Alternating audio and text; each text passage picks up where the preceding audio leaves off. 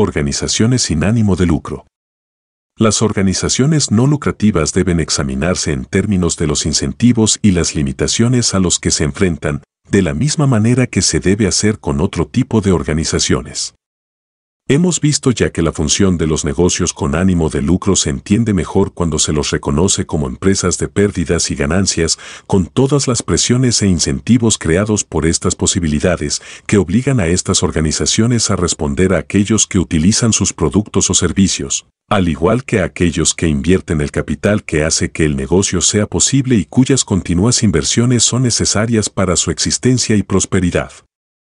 De igual manera, las llamadas organizaciones sin ánimo de lucro pueden comprenderse mejor cuando se ven como instituciones que están aisladas, en diferentes niveles, que sienten la necesidad de responder a aquellos que usan sus productos y servicios o a aquellos cuyo dinero les permitió ser fundadas y continuar funcionando. La tendencia de aquellos que controlan cualquier organización, ya sea con ánimo de lucro o no, militar, religiosa, educativa o cualquier otra, es usar los recursos de la organización para beneficiarse ellos mismos de una forma u otra, incluso a costa de los supuestos objetivos de la organización. Lo más lejos que puede llegar esta tendencia es al límite que impongan los poderosos intereses externos de los que depende la existencia de la organización, como los inversores, que querrán obtener beneficios o llevarán su dinero a otro lugar, y los consumidores, que obtendrán un producto o servicio que desean a un precio que están dispuestos a pagar, o de lo contrario llevarán su dinero a otra parte. Estos intereses externos no son tan determinantes en el caso de las organizaciones no lucrativas. Esto no quiere decir que cuenten con cantidades ilimitadas de dinero o que no tengan que preocuparse si gastan más de lo que reciben. Sin embargo, sí quiere decir que con la cantidad de dinero con la que sí cuentan, las organizaciones sin ánimo de lucro se encuentran bajo muy poca presión para alcanzar sus objetivos institucionales en la máxima medida posible con los recursos que tienen a su disposición. Aquellos que proveen estos recursos incluyen el público general, quienes no pueden controlar de cerca lo que sucede con sus donaciones y tampoco pueden hacerlo aquellos que dieron su dinero como fondos patrimoniales, por ejemplo, más de $26,000 millones en el caso de Harvard, que ayudaron al establecimiento de estas instituciones. Muchas de estas donaciones, o en algunos casos la mayoría, fueron realizadas por personas que ahora están muertas o simplemente no pueden ejercer ningún tipo de control. Las organizaciones no lucrativas tienen fuentes adicionales de ingresos, incluyendo los pagos de quienes utilizan sus servicios, como los visitantes de museos y las audiencias de orquestas sinfónicas. Estas ganancias son, de hecho, la principal fuente de ingresos del más de $500 millones anuales que reciben estas organizaciones en Estados Unidos. Sin embargo, estos ingresos no cubren la totalidad de los costes de los bienes y servicios que ofrecen. En otras palabras, los receptores están recibiendo bienes y servicios que cuestan más producir de lo que estos receptores están pagando, y algunos los están recibiendo de forma gratuita. Estos beneficiarios subvencionados no pueden ejercer el mismo tipo de influencia o presión sobre una organización sin ánimo de lucro como la que pueden ejercer los clientes de un negocio que funciona a pérdidas y ganancias, ya que estos últimos clientes están pagando la totalidad del coste de todo lo que reciben, y continuarán haciéndolo solo cuando estén seguros de que lo que están recibiendo vale lo que les cuesta, comparado con lo que obtendrían por la misma cantidad de dinero en otro lugar. Los bienes o servicios de una organización sin ánimo de lucro puede que valgan lo que cuestan para quienes los reciben, algunas veces nada, sin valer lo que cuesta producirlos. En otras palabras, mientras que una organización que está restringida por las limitaciones de las pérdidas y ganancias no puede continuar utilizando recursos que tienen un valor mayor en usos alternativos en otra parte de la economía, una organización sin ánimo de lucro puede hacerlo, ya que no necesita recuperar el coste completo de los recursos que utiliza de aquellos que reciben los bienes o servicios que provee. Cuando las organizaciones no lucrativas otorgan subvenciones monetarias, aquellos que reciben ese dinero no se encuentran en posición de influir en la forma en la que la organización funciona, de la manera que podrían hacerlo los clientes de las organizaciones con pérdidas y ganancias podrán hacerlo en estas. En el caso de las organizaciones que actúan como intermediarias en el transporte de órganos como hígados y riñones donados para trasplantes a receptores enfermos, aquellas pueden imponer reglas arbitrarias que ni los médicos ni los pacientes están en posición de cuestionar. En general, los que dirigen a las organizaciones sin ánimo de lucro están en una posición en relación con aquellos que utilizan sus productos o servicios muy semejante a la que lo está un propietario durante un periodo de escasez de vivienda. Existe un exceso de demanda. Bajo estas condiciones, en las que ni los deseos de los usuarios actuales de los bienes o servicios de la organización sin ánimo de lucro, ni los deseos originales de aquellos que proveyeron sus fondos patrimoniales en el pasado tienen el tipo de influencia que tanto los consumidores como los inversores tienen sobre una empresa con ánimo de lucro. Aquellos individuos que están a cargo de una institución sin ánimo de lucro en un momento dado pueden sustituir sus propios objetivos por los supuestos objetivos de la institución o los de sus fundadores. Se ha dicho, por ejemplo, que Henry Ford y John D. Rockefeller se retorcerían en sus tumbas si supieran el tipo de cosas que están siendo financiadas hoy en día por las fundaciones que llevan sus nombres. Mientras que esto nunca se podrá saber, lo que sí se sabe es que Henry Ford II renunció a la junta directiva de la Fundación Ford en protesta por lo que se estaba haciendo con el dinero que había dejado su abuelo. En líneas más generales, ahora está ampliamente reconocida la dificultad que existe para establecer una fundación que cumpla un propósito específico y esperar que continúe sirviendo a ese propósito después de que se haya donado el dinero, y en particular una vez que los donantes originales estén muertos. Se ha perdido por el camino mucho dinero en la creación de zonas lujosas en los alrededores de la oficina de la organización u ostentosas conferencias en hoteles y resorts de lujo en lugares exclusivos del país o en otras partes del mundo. El objetivo de la organización puede ser distorsionado para cumplir con los objetivos de sus administradores actuales o para llevar a cabo actividades y tomar decisiones que les proporcionarán aplausos y visibilidad pública, independientemente de si esto sirve al propósito por el cual la organización sin ánimo de lucro se fundó o incluso al propósito pretendido en la actualidad. El escritor británico Peter Hitchens observó que la Iglesia de Inglaterra, que había sido establecida por el gobierno, era manejada cada vez más para el beneficio de sus propios empleados, en lugar del de los feligreses o el país. En Estados Unidos, las instituciones académicas, hospitales y fundaciones son por lo general organizaciones no lucrativas. Sin embargo, este tipo de organizaciones cubren un amplio rango de actividades en las que normalmente toman parte organizaciones con fines lucrativos, como vender naranjas Sunkist o publicar la revista de Smithsonian. Cualquiera que sea la actividad en la que tomen parte, las organizaciones sin ánimo de lucro no están bajo las mismas presiones para obtener el mayor provecho de su dinero, como lo están las organizaciones en las cuales las pérdidas y las ganancias determinan su supervivencia. Esto afecta a la eficiencia, no solo en lo estrictamente financiero, sino también en el sentido más amplio del cumplimiento de los objetivos establecidos. Por ejemplo, las universidades pueden convertirse en divulgadoras de ideologías particulares que se encuentren en boga, lo políticamente correcto, y en los que restringen visiones alternativas, incluso cuando los objetivos de la educación posiblemente se vean mejor servidos al exponer a los estudiantes a un rango más amplio de ideas opuestas y antagónicas. En el siglo XVIII, Adam Smith señaló cómo el personal académico a cargo de las universidades financiadas por donaciones puede manejarlas de maneras interesadas, siendo muy indulgentes entre ellos, hasta el punto de que cada académico permitía que su vecino fuese negligente con sus tareas, siempre y cuando a él se le permitiese comportarse de igual modo con las suyas. Las quejas sobre el hecho de que los catedráticos descuidan la enseñanza en favor de la investigación, y en algunos casos descuidan ambos en favor del ocio y otras actividades, sugiere que el principio subyacente no ha cambiado mucho en más de 200 años.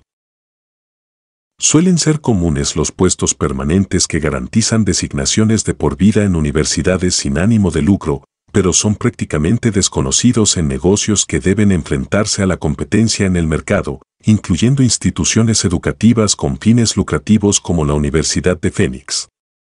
Esta es solo una de las maneras en las que las políticas de contratación de las organizaciones no lucrativas tienen más flexibilidad que aquellas empresas que operan con la esperanza de obtener beneficios y bajo la amenaza de las pérdidas. Antes de la Segunda Guerra Mundial, los hospitales estaban entre los empleadores estadounidenses que discriminaban más desde el punto de vista racial, incluso cuando sus propósitos manifiestos hubiesen sido mejor servidos al contratar a los médicos mejor cualificados, incluso si estos eran negros o judíos. Las fundaciones sin ánimo de lucro también estaban entre las instituciones más discriminatorias de la época. Lo mismo era cierto para el mundo académico, en el que el primer profesor negro no recibió su primera cátedra en una universidad importante hasta 1948. La contratación de catedráticos judíos tampoco era una práctica muy común en las universidades estadounidenses antes de la Segunda Guerra Mundial. Pese a ello, había cientos de químicos negros que trabajaban para organizaciones con fines lucrativos, años antes de que fuesen contratados para enseñar química en instituciones educativas sin ánimo de lucro, y los consultorios privados de médicos judíos y negros prosperaron mucho, antes de que estos pudieran ejercer la medicina en muchos hospitales sin ánimo de lucro. Nada de esto debería sugerir que las organizaciones no lucrativas sean completamente insensibles al dinero. Lo que sucede es que los fines para los que el dinero se gasta puede que sean muy diferentes a los propósitos para los que se donó. Independientemente de estos, el dinero se gasta a discreción, a manos de personas que pueden emplearlo para sus propios beneficios, prejuicios o fines políticos. Las organizaciones no lucrativas puede que estén muy ansiosas por conseguir más dinero, y algunas incluso actúan en los límites de la ley para hacerlo. Por ejemplo, en 1999 las organizaciones no lucrativas recibieron aproximadamente $500 millones de vendedores de productos comerciales a los que se les permitía decir o sugerir en su publicidad que alguna fundación u otra organización tenían una actitud favorable hacia esos productos.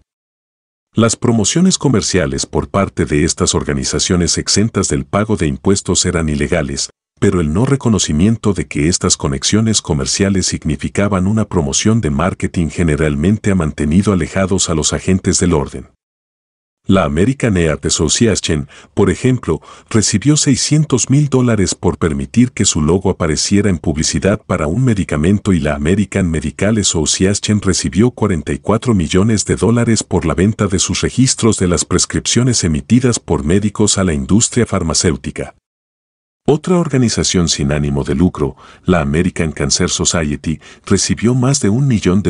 por permitir el uso de su nombre y logo en publicidad para productos comerciales, pese a que alegaban que no estaban promocionando nada. Visto desde el otro lado, American Express ha pagado millones de dólares a varias organizaciones no lucrativas por vínculos publicitarios.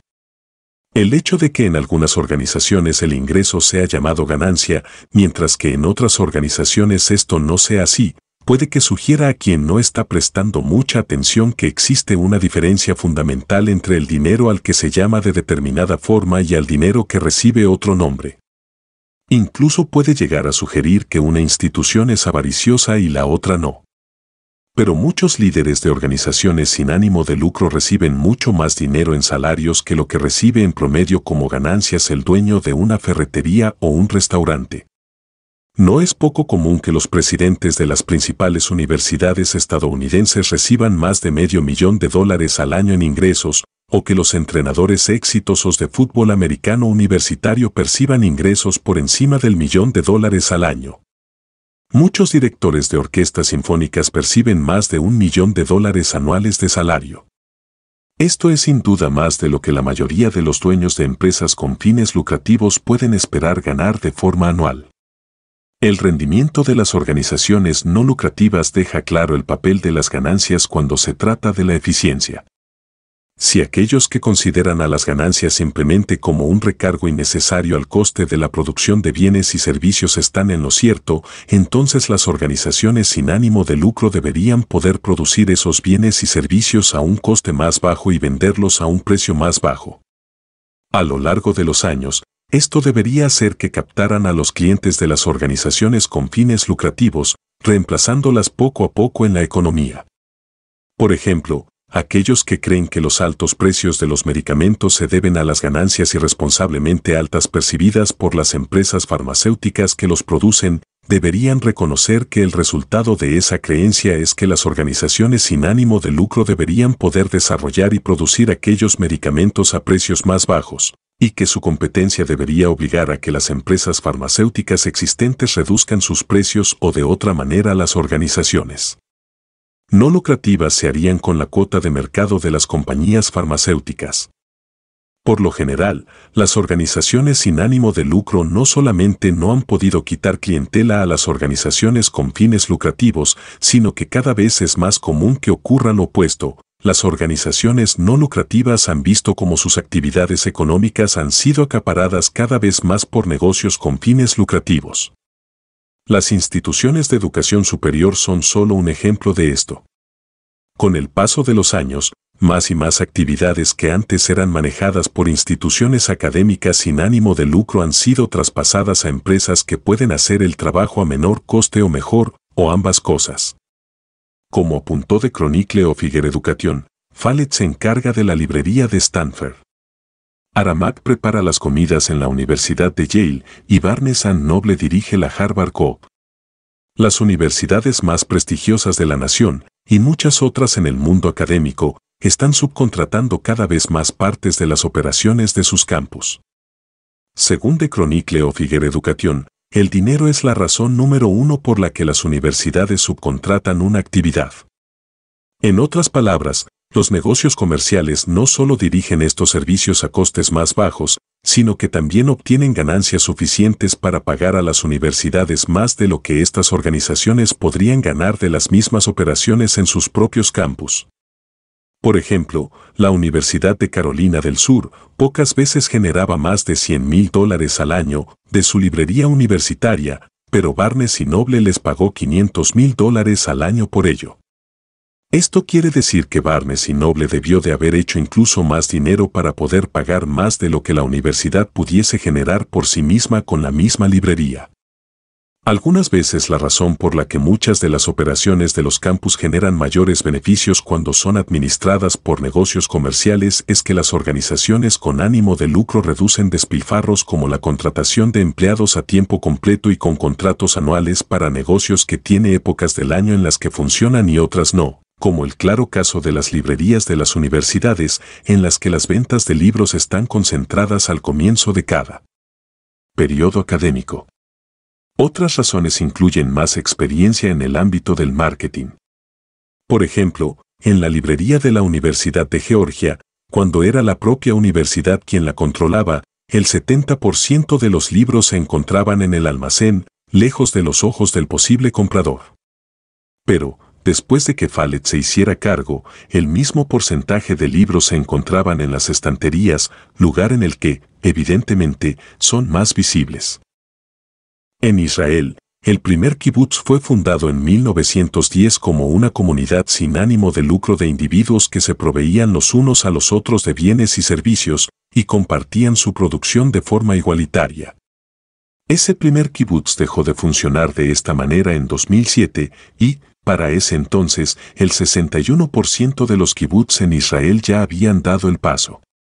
Un factor en la decisión de cambiar el primer kibutz estuvo en el hecho de que la gente joven tenía la tendencia de irse a lugares en los que la economía estaba más orientada al mercado. En resumen, incluso las personas que habían sido criadas bajo la filosofía del kibutz se unieron a la economía de mercado. Pese a la tendencia en los medios de tratar a las instituciones sin ánimo de lucro como fuentes desinteresadas de información, estas organizaciones, que dependen de las donaciones constantes del público en general, tienen incentivos para ser alarmistas con el fin de recibir más dinero proveniente del pánico de sus contribuyentes. Por ejemplo, una organización sin ánimo de lucro que constantemente emite advertencias sobre riesgos a la salud y el medio ambiente ha admitido que no tienen un solo científico o doctor entre su personal. Otras organizaciones no lucrativas que dependen financieramente de contribuciones regulares, a diferencia de aquellas que tienen fondos patrimoniales, tienen incentivos similares para alarmar a sus electores sobre varios temas políticos, sociales u otros, y pocas restricciones que los obliguen a limitarse a emplear bases válidas o certeras para esas alarmas.